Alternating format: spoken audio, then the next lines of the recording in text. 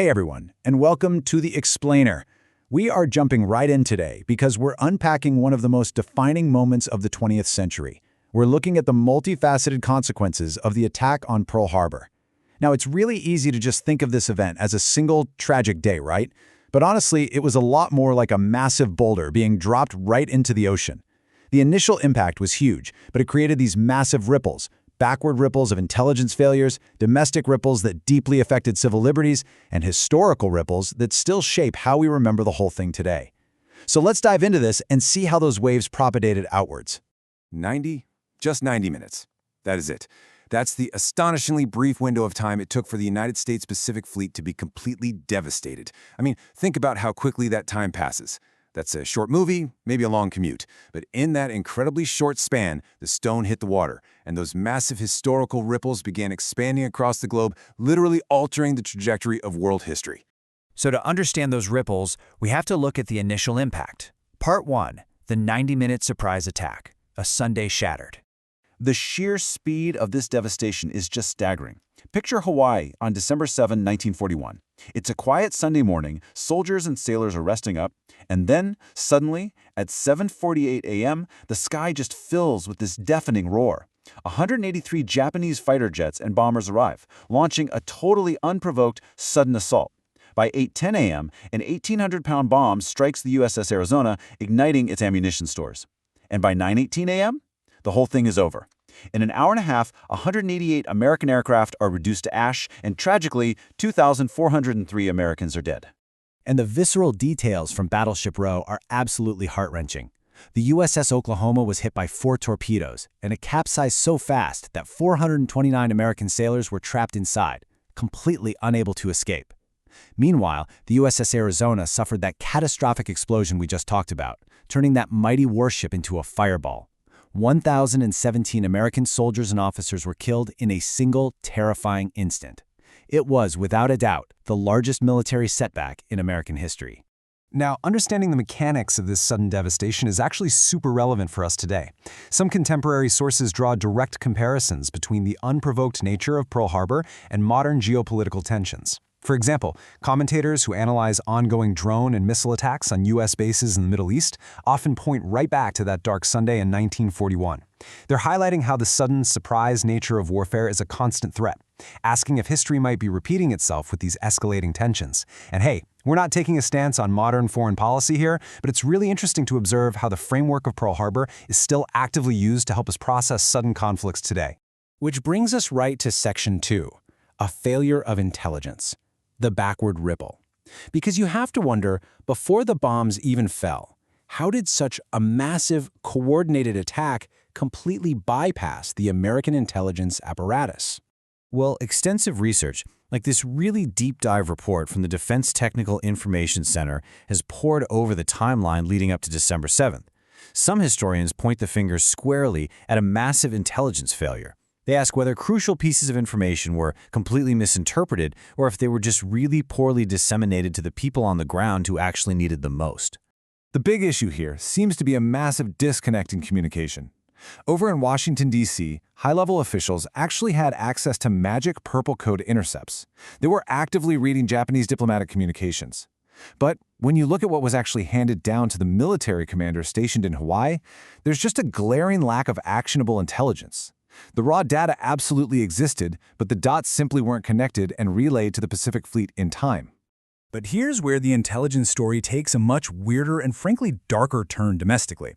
While the U.S. totally failed to predict the military attack, they actually had crystal clear intelligence regarding the domestic population. In the fall of 1941, the Munson Report concluded that an overwhelming majority of Japanese Americans were entirely loyal to the United States.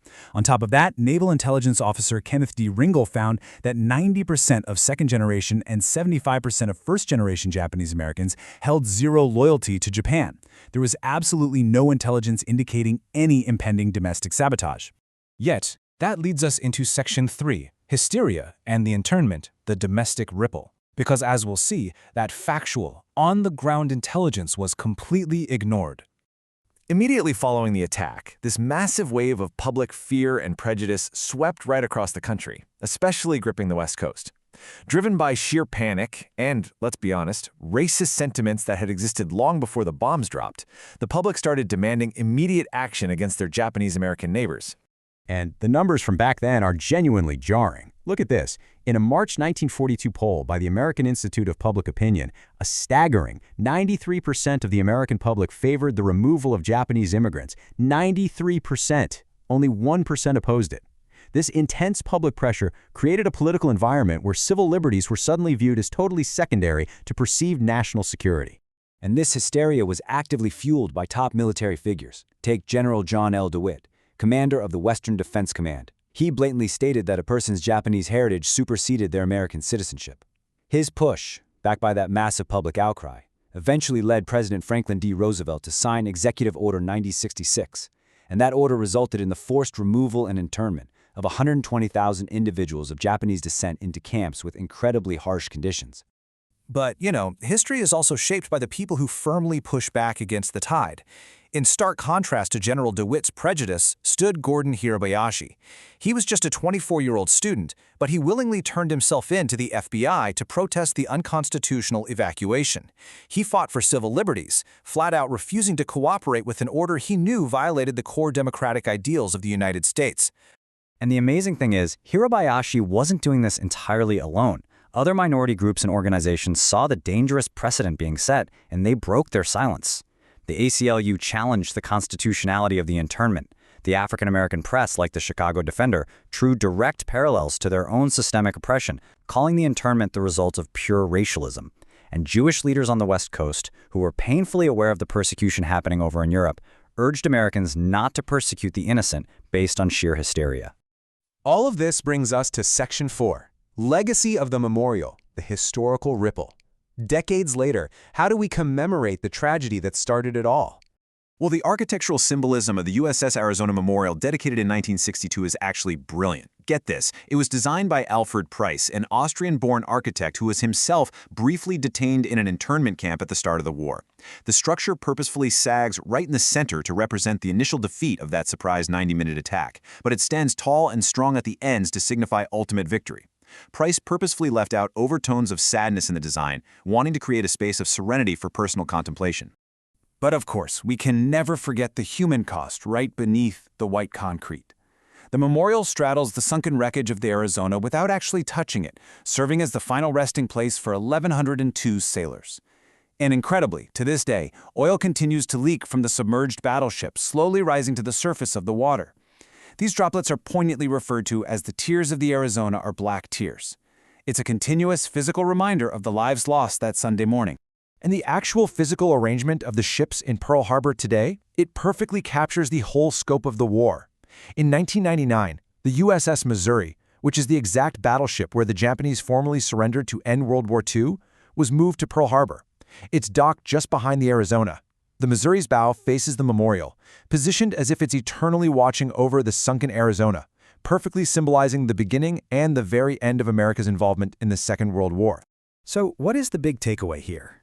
From the staggering intelligence failures that missed a 90-minute surprise attack to the devastating domestic hysteria that ignored facts in favor of prejudice, the ripples of Pearl Harbor are vast.